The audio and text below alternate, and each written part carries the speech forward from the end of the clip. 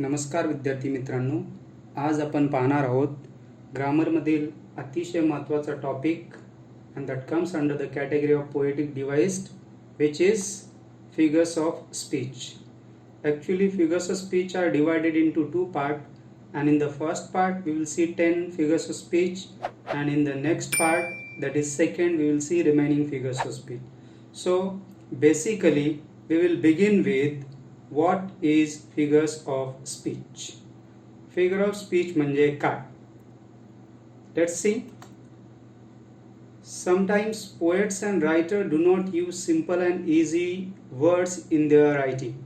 Instead, they use some figurative or decorative words to beautify their writing. It is called figure of speech. A figure of speech is a departure from the ordinary form of expression in order to produce greater effect. So, मराठीमध्ये आपण याला असं explain करू शकतो मित्रांनो. कधी कधी काही कवी किंवा लेखक लिखाणामध्ये साध्या व सोप्या शब्दाचा वापर न करता काही अलंकारिक शब्दाचा वापर करतात. यालाच आपण फिगर्स ऑफ स्पीच मराठीमध्ये अलंकार असे म्हणतो. So let's see some example, then it will be clear for you. आपण काही उदाहरणं बघूया आणि त्याच्यानंतर ही कॉन्सेप्ट तुम्हाला थोडीशी क्लिअर होईल. See then some examples. The first one, he fought like a lion. He fought like a lion म्हणजे तो सिंहासारखा लढला. आपण या ठिकाणी तो शूरपणे लढला असे म्हणू शकत होतो, परंतु लिहिलं कसं आहे इकडं, the writer the poet has written it here, he fought like a lion, तो सिंहासारखा लढला. दुसरं एक्झाम्पल बघूया. फ्लावर्स वर डान्सिंग इन द फील्ड. शेतात फुले नाचत होती. आता शेतात फुले वाऱ्याबरोबर डुलत होती किंवा हलत होती किंवा झुकत होती असं म्हणू शकतो, परंतु कवी या ठिकाणी म्हणतो ती नाचत होती. Third example, thousand I saw in a glance. एका नजरेत मी हजारो फुले पाहिली. तर बघा, कवी या ठिकाणी असे म्हणू शकत होता की एका नजरेत मी असंख्य फुलं पाहिली, परंतु तो हजारो या ठिकाणी म्हणतो. And this is what called figure of speech. यालाच आपण अलंकार किंवा फिगर ऑफ स्पीच म्हणतो. ठीक आहे. Most of the students are confused here, so be very attentive. लक्षपूर्वक काळजीपूर्वक ऐका. It is very simple and definitely it will help you to get 1 mark in your annual exam. नक्कीच परीक्षेमध्ये तुम्हाला याचा उपयोग होणार आणि 1 मार्क्स मिळणार. So let's begin with the first figure of speech. And the very first figure of speech is, it is simile. Now see what is simile. Simile म्हणजे काय? अतिशय सोपा फिगर ऑफ स्पीच आहे. बघूया आपण. Simile is a direct comparison made between two objects of different kind having at one point common. म्हणजेच काय विद्यार्थी मित्रांनो, दोन वेगवेगळ्या वस्तूची त्याच्यामध्ये समान असणाऱ्या एखाद्या गुणधर्माबाबत केलेली प्रत्यक्ष तुलना म्हणजे सिमिली होय. दोन वेगवेगळ्या व्यक्ती किंवा वस्तूमध्ये कधी कधी कंपॅरिझन केलेली असते. आणि कंपॅरिझन कशासाठी असते, तर त्याच्यामध्ये असणाऱ्या एखाद्या समान कॉमन कॅरेक्टरिस्टिक किंवा गुणधर्माबद्दल. यालाच आपण सिमिली म्हणतो. आणि या ठिकाणी कंपॅरिझन कशा प्रकारचे असते, तर डायरेक्ट कंपॅरिझन असते, प्रत्यक्ष तुलना. See let's see example. First example बघूया. Words are like leaves. शब्द हे कशाप्रमाणे आहेत, तर पानाप्रमाणे आहेत. पहा, इथे कंपॅरिझन कशाची आहे, शब्दाची आणि पानाची. ठीक आहे. Then second example, blue as the wing of halcyon wild. आपल्या पोएम मधलं एक्झाम्पल आहे. पहा, कशाप्रमाणे इंडियन व्ह्युअर्स मधला तो कपडा कशाप्रमाणे निळा आहे, तर तो निळा आहे हॅल्सियन वाईल्ड या पक्षाच्या पंखाप्रमाणे. थर्ड एक्झाम्पल बघूया आपण. White as a feather and white as a cloud. तिसरं उदाहरण काय सांगतंय, कशासारखा कपडा आहे, तर फेदर म्हणजे एखाद्या पंखासारखा. आणि कशाप्रमाणे शुभ्र आहे, पांढरा आहे, तर एखाद्या ढगासारखा. या ठिकाणी कपड्याची तुलना फेदर आणि क्लाउड बरोबर केलेली आहे. चौथं एक्झाम्पल बघा. In the summer it cuts through the land like a Torrent of grief. आपल्या शेवटच्या कवितेमधले उदाहरण आहे. See, again here is a comparison. इथे सुद्धा comparison आहे. Torrent of grief and the current of the water. ठीक आहे. That it gets cut. So these are the example of simile. विद्यार्थी मित्रांनो, एक गोष्ट इथे तुमच्या लक्षात आली असेल, लक्षात ठेवण्यासारखी ती अशी आहे की या चारही उदाहरणामध्ये आपण बघितलं की तुलना करण्यासाठी लाईक, ॲज आणि सो, SO, या 3 शब्दाचा वापर केला जातो. मी परत एकदा सांगतो, तुलना करण्यासाठी लाईक ॲज आणि सो या शब्दाचा वापर केला जातो. जिथे तुम्हाला तुलना दिसेल आणि तुलना असताना लाईक ॲज आणि सो शब्द जर दिसला याच्यापैकी एखादा तर नक्कीच त्या ठिकाणी सिमिली असेल. Let's move to the next figure of speech and that is it is metaphor. So metaphor म्हणजे काय तर आपण बघूया. When there is an indirect comparison made between two objects of different kind having at one point common, it is called metaphor and it is an implied simile. विद्यार्थी मित्रांनो, don't get confused in simile and metaphor. याच्यामध्ये confuse होऊ नका. दोन वेगवेगळ्या वस्तूची त्याच्यामध्ये समान असणाऱ्या एखाद्या गुणधर्माबाबत केलेली अप्रत्यक्ष तुलना म्हणजे मेटाफर होय. आपण सिमिलीमध्ये प्रत्यक्ष तुलना बघितली होती आणि मेटाफरमध्ये इम्पॉर्टंट काय महत्वाचं काय तर लाईक ॲज आणि सो या शब्दाचा वापर या ठिकाणी केला जात नाही. इथे सुद्धा तुलनाच असते परंतु तुलना कशी असते अप्रत्यक्ष. ज्या दोन व्यक्ती किंवा वस्तूची परस्पराशी तुलना केली जात आहे त्या दोन्ही वस्तू एकच आहेत अशा प्रकारचं वर्णन केलेलं असते म्हणून त्याला आपण इम्प्लाइड सिमिली सुद्धा असं म्हणतो. Let's see examples. एक्झाम्पल बघूया तुम्हाला क्लिअर होईल. एक्झाम्पल बघितल्यानंतर it will walk into golden east. आता गोल्डन ईस्ट म्हणजे काय. It has another meaning and it is heaven, स्वर्ग ज्याला म्हणतो आपण. So golden east denotes heaven. Golden ईस्टने काय दाखवलं तर हेवन किंवा स्वर्ग दाखवला. Second example had half impaired the nameless grace. Nameless grace म्हणजे काय. What the poet wants to convey here. कवीला इथे काय सांगायचंय ब्युटी बियॉन्ड वर्ड. शब्दाच्या पलीकडचं सौंदर्य त्याला तो नेमलेस ग्रेस म्हणतो. थर्ड एक्झाम्पल बघूया आपण. Weavers weaving at break of day. जे काही विणकर आहेत ते विणतायत कधी ॲट ब्रेक ऑफ डे आणि ॲट ब्रेक ऑफ डेचा मिनिंग काय होतो त्याचा अर्थ होतो डॉन म्हणजे पहाट किंवा त्याला आपण अर्ली मॉर्निंग म्हणतो. चौथं उदाहरण बघा. How pure how dear their dwelling place. आता ड्वेलिंग प्लेस इथे काय दाखवतो तर ड्वेलिंग प्लेस इथे दाखवतो हार्ट किंवा माइंड, आपलं मन किंवा हृदय. सो या ठिकाणी लक्षात ठेवण्यासारखी एक गोष्ट आहे that is what you know what की यामध्ये तुलना करण्यासाठी सो लाईक आणि ॲज या शब्दाचा वापर केला जात नाही. स्टुडंट्स डोंट गेट कन्फ्यूज होऊ नका. सिमिली आणि मेटाफरमध्ये अगदी थोडासा फरक आहे. सिमिलीमध्ये सो लाईक ॲज शब्दाचा वापर होतो आणि मेटाफरमध्ये होत नाही. मेटाफरमध्ये अप्रत्यक्ष तुलना असते त्याच्यामध्ये प्रत्यक्ष तुलना असते. Let's move to the next figure of speech and that is now will see alliteration. आता अलिट्रेशन म्हणजे काय हे सुरुवातीला आपण बघूया. See when a consonant sound is pleasingly repeated at the beginning of the word in quick succession it is called alliteration. शब्दाच्या सुरुवातीस जर व्यंजनाची पुनरावृत्ती ठराविक लयामध्ये होत असेल तर त्यास अलिट्रेशन असे म्हणतात. स्टॅन्झामधल्या ज्या काही ओळी असतात एखाद्या ओळीमध्ये दोन किंवा दोन पेक्षा जास्त शब्दाची सुरुवात कॉन्सनंट. आता कॉन्सनंट कोणते आहेत विद्यार्थी मित्रांनो बघा लक्षात ठेवा की ए ई आय ओ यू या 5 स्वरांना सोडून बाकीचे जे काही अल्फाबेट्स राहतात त्यांना आपण काय म्हणतो कॉन्सनंट किंवा व्यंजन म्हणतो. जर व्यंजनाची पुनरावृत्ती होत असेल शब्दाच्या सुरुवातीला तर त्याला आपण अलिट्रेशन म्हणतो. ठीक आहे. आपण काही उदाहरण बघूया. उदाहरणानंतर ही कॉन्सेप्ट तुम्हाला क्लिअर होईल. We all want to walk with God. या ठिकाणी कुठला साऊंड रिपीट झालेला आहे we.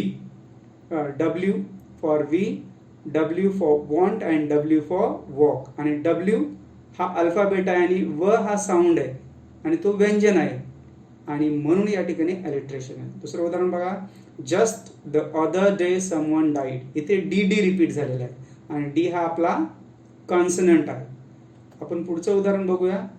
Cloudless climes and starry skies. हे सगळे उदाहरण आपल्या पोएम मधले आहेत. क्लाउडलेसचा सी, क्लाइम्सचा सी, स्टारीचा यस आणि स्काईजचा यस. या ठिकाणी सुद्धा अलिट्रेशन आहे. पुढचं उदाहरण बघूया आपण. And it's toiling time is through. बघा इथे टी टी रिपीट झालेलं आहे. T for toiling and T for through आणि म्हणून हा अलिट्रेशन आहे. So note you just remember one thing here. Consonant म्हणजे कोणते अल्फाबेट तर ए ई आय ओ यू याला सोडून जे काही राहिलेले 21 अल्फाबेट आहेत त्याला आपण काय म्हणतो व्यंजन म्हणतो. मग जर शब्दाच्या सुरुवातीला कमीत कमी 2 वेळेस जर एखादा व्यंजन रिपीट झाला तर त्याला आपण अलिट्रेशन म्हणतो. चला बघूया आपण आता पुढचा फिगर ऑफ स्पीच. आणि पुढचा फिगर ऑफ स्पीच आहे आपला इट इज रेपिटेशन. रेपिटेशन म्हणजे काय मग? चला तर मग आपण बघूया. इफ अ वर्ड और word phrase is repeated in the given line it is called repetition. जर एखादा शब्द किंवा शब्दसमूह एका ओळीत 2 किंवा 2 पेक्षा जास्त वेळेस आला तर त्याला आपण रेपिटेशन असे म्हणतो.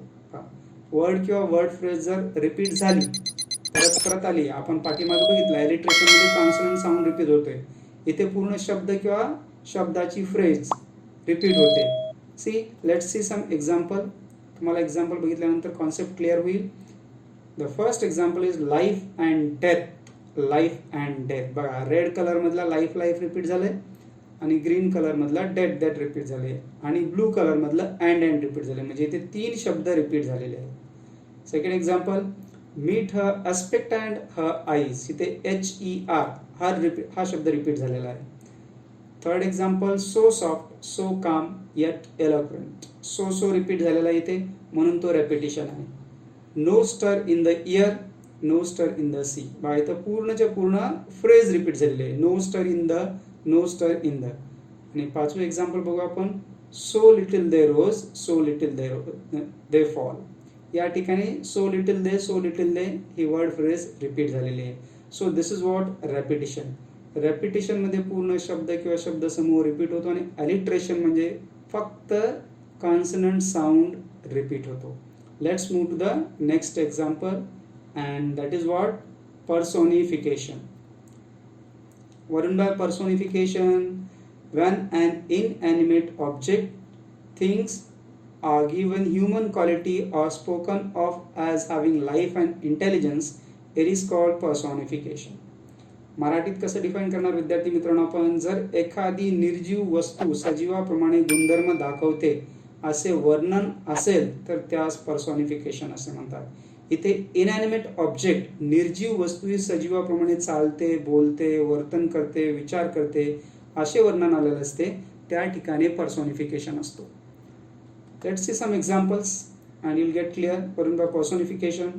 The first example is the river has a soul. बघा, सोल म्हणजे आत्मा किंवा प्राण आणि हा माणसांना असतो.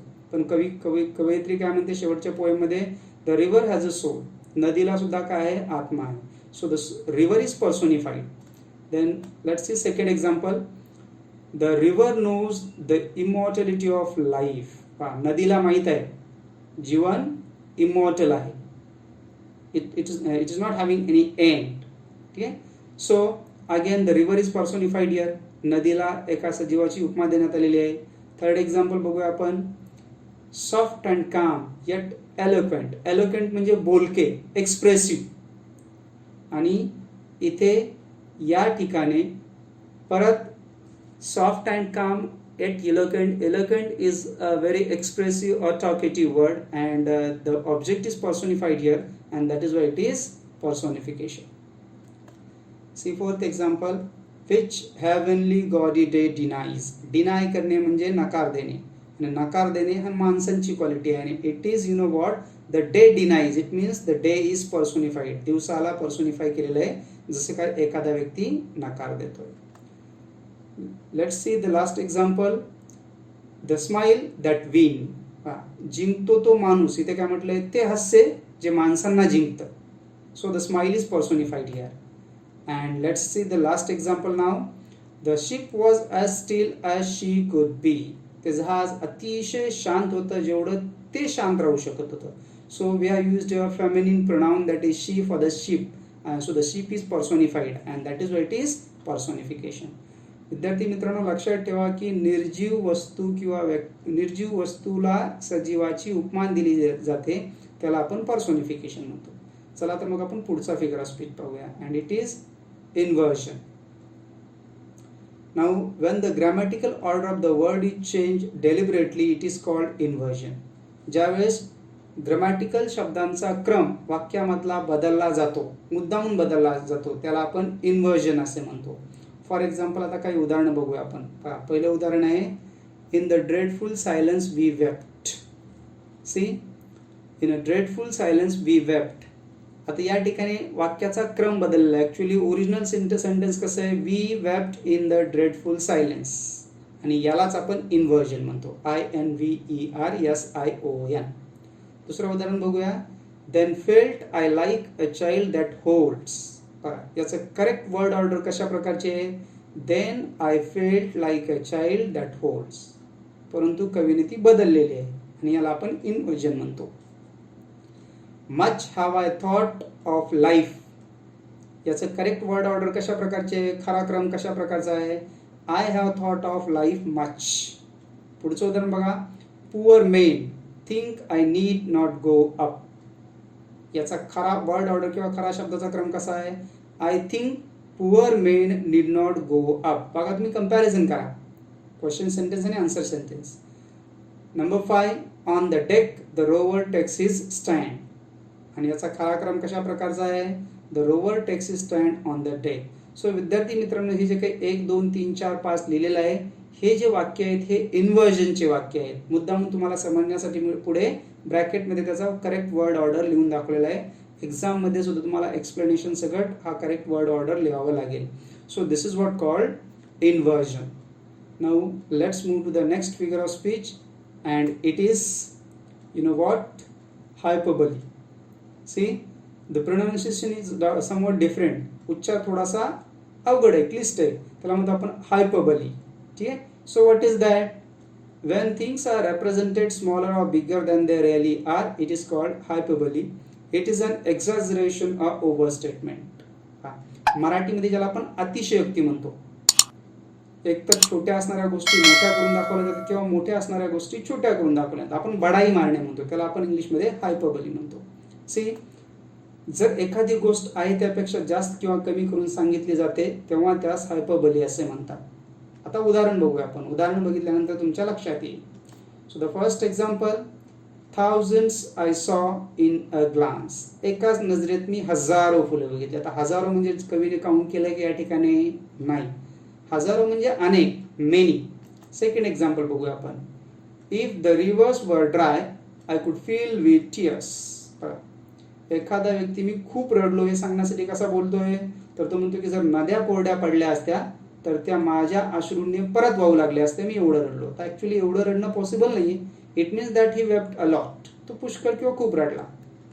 Number 3, third example, all the perfumes of Arabia will not sweeten this little hand. अरेबियाचे सगळे परफ्यूम या छोट्या हाताला स्वीटन म्हणजे सुगंध देऊ शकत नाही.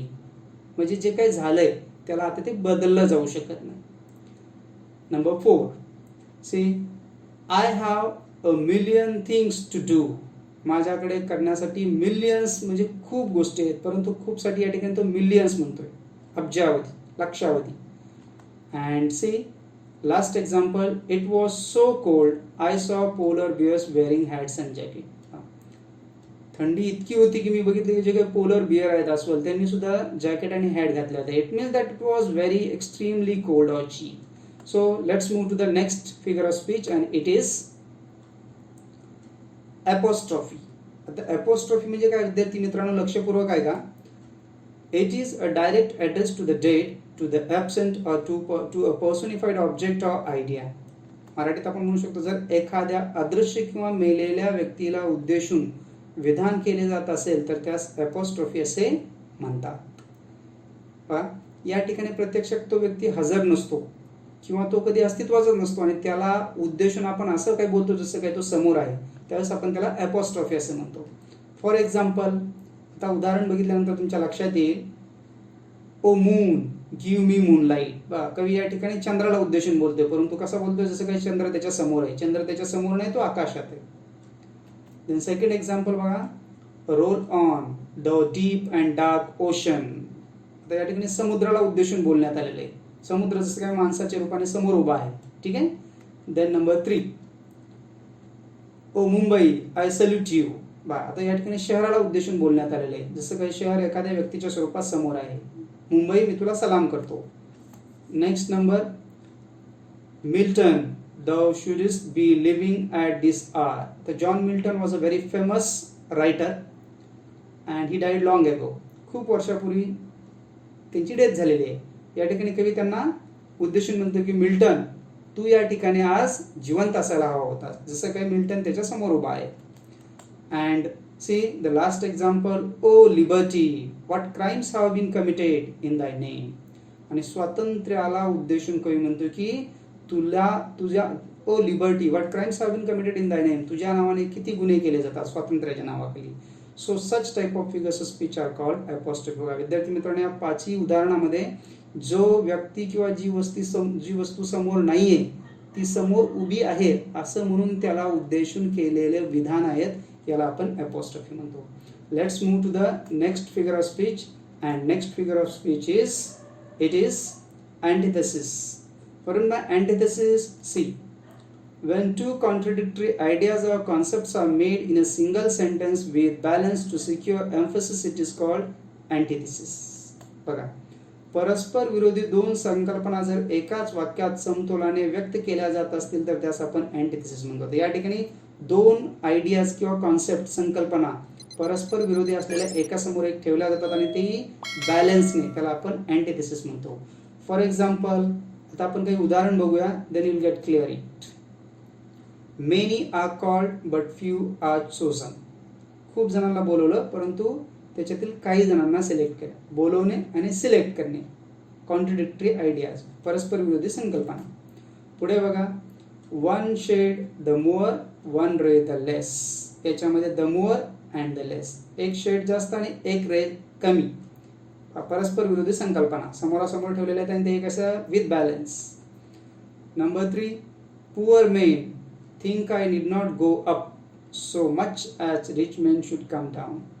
गरीब माणसांना वरती जाण्याची गरज नाही, जसं की श्रीमंत माणसाने थोडंसं खाली आलं पाहिजे, परस्पर विरोधी संकल्पना. Then the next example is united we stand, divide we fall. एकत्र झालं तर आपण लढा देऊ शकतो आणि जर डिवाइड झालं तर आपण डिफीट होऊ शकतो, हरू शकतो. So see the last example, to err is human, to forgive is divine. चूक करणं हा माणसाचा गुणधर्म आहे आणि माफ करणं हा ईश्वराचा गुणधर्म आहे. So all these 5 examples are the example of antithesis. या 5ही वाक्यामध्ये परस्पर विरोधी असणाऱ्या दोन संकल्पना समोरासमोर ठेवलेल्या आहेत आणि कशासाठी? Just to secure the emphasis of the sentence, stress देण्यासाठी. याला आपण अँटिथेसिस म्हणतो. Let's move to the last figure of speech in this section and that is what you know what, transferred epithet. तर ट्रान्सफर्ड एपिथेट म्हणजे काय विद्यार्थी मित्रांनो, लक्षात ठेवा. एपिथेट म्हणजे adjective. See, when an epithet, that is adjective, is transferred from its proper word to another that is closely associated with it in the sentence, it is called transferred epithet. म्हणजेच जर एखादे विशेषण मूळ शब्दाबद्दल अधिक माहिती न देता त्याच्याशी जवळचा संबंध असणाऱ्या इतर शब्दाबद्दल अधिक माहिती देते तेव्हा त्यास ट्रान्सफर्ड एपिथेट असे म्हणतात. याच्यामध्ये बघा, आता काय होतंय काय की नामाबद्दल माहिती देणाऱ्या शब्दाला आपण विशेषण म्हणतो, परंतु इथे नामाबद्दल माहिती न देता नामाशी जवळचा संबंध असणाऱ्या दुसऱ्या शब्दाबद्दल ते विशेषण माहिती देतं आणि म्हणून त्याला आपण ट्रान्सफर्ड एपिथेट म्हणतो. उदाहरण बघा, पहिलं, a shrine of happy days. ठीक आहे, या ठिकाणी a shrine of happy pictures. या ठिकाणी हॅपी पिक्चर्स या नाउनला मॉडिफाय करते, परंतु happy actually it's not picture, happy are the days. ठीक आहे, दिवस आहेत ते. दुसरं उदाहरण बघा, fed homework through the humid monsoon night. इथे ह्युमिड हा ॲडजेक्टिव्ह आहे आणि तो कशाला मॉडिफाय करतो, तर तो नाईटला मॉडिफाय करतो, परंतु ॲक्च्युअली ह्युमिड हे ॲटमॉस्फिअर असते, नाईट नाही आहे. ठीक आहे, and you know what, humid is monsoon the season but here it qualifies night and that is why transferred epithet. Third बघूया आपण, suburbs slide past his unseeing eyes. या ठिकाणी आईज या शब्दाला मॉडिफाय करणारं अनसीइंग हा ॲडजेक्टिव्ह आहे, परंतु अनसीइंग बघत कोण नाही, तर बघत नाहीत वडील. ठीक आहे, फादर रिटर्निंग होम या कवितेतली ही लाईन आहे. या ठिकाणी eyes refers to father actually, but unseeing हे जे ॲडजेक्टिव्ह आहे ते आईजला मॉडिफाय करतं आणि म्हणून या ठिकाणी ट्रान्सफर्ड एपिथेट आहे. पुढचं उदाहरण बघूया आपण, they start homeward the very way. ते घराकडे निघालेले आहेत. कशा पद्धतीने? तर थकलेल्या रस्त्याने. तर रस्ता थकलेला नाही आहे, थकलेलं कोण आहेत? ते थकलेले आहेत. And this is what the example of transferred epithet. So student, please subscribe my channel, hit the bell button and click on all so you'll get all notification of my videos.